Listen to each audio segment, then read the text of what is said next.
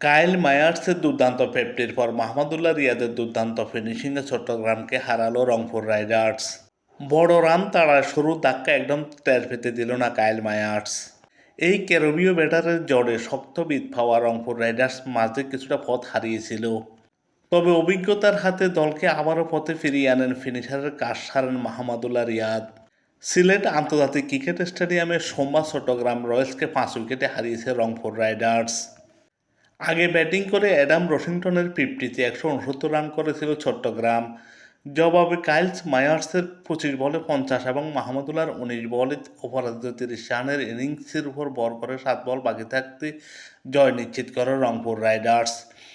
5 ম্যাচে এটি রংপুরের চতুর্থ জয়। রান তাড়ায় শুরুতেই বিদায় নেন লিটন দাস, 8 বলে 10 রান করেন তিনি। শরীফুল ইসলামের বলে এলবিডব্লিউ হওয়া লিটন ডিবিউ নিলে হয়তো বেঁচে যেতেন, কারণ বল লেগ স্টাম্পের বাইরে দিয়ে যাচ্ছিল। লিটনকে আউট করার পর চট্টগ্রাম কিছুটা স্বস্তিতে ছিল, কিন্তু সেই স্বস্তি বেশিক্ষণ স্থায়ী হয়নি কাইল মায়ার্সের জোড়া ব্যাটিংয়ে।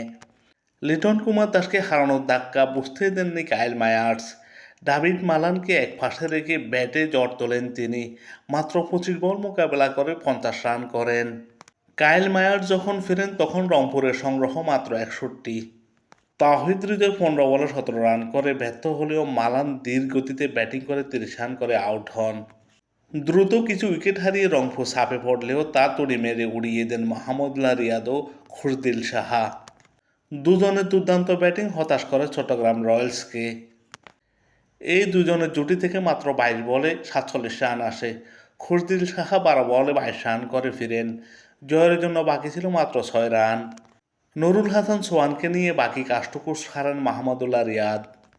এর আগে টসে হেরে ব্যাট করতে নেমে চতুর্থ ওভারে ধাক্কা খায় চট্টগ্রাম।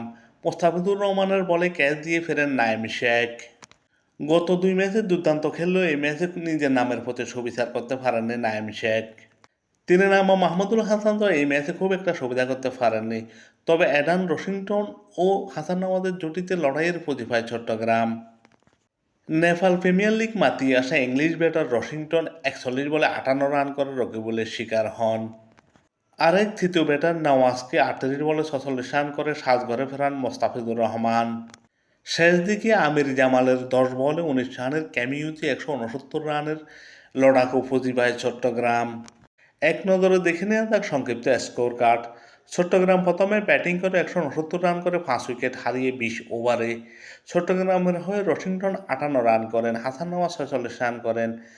চট্টগ্রামের বিপক্ষে মোস্তাফিজুর রহমান দুর্দান্ত বোলিং করেন, 27 রান দিয়ে 2 উইকেট নেন।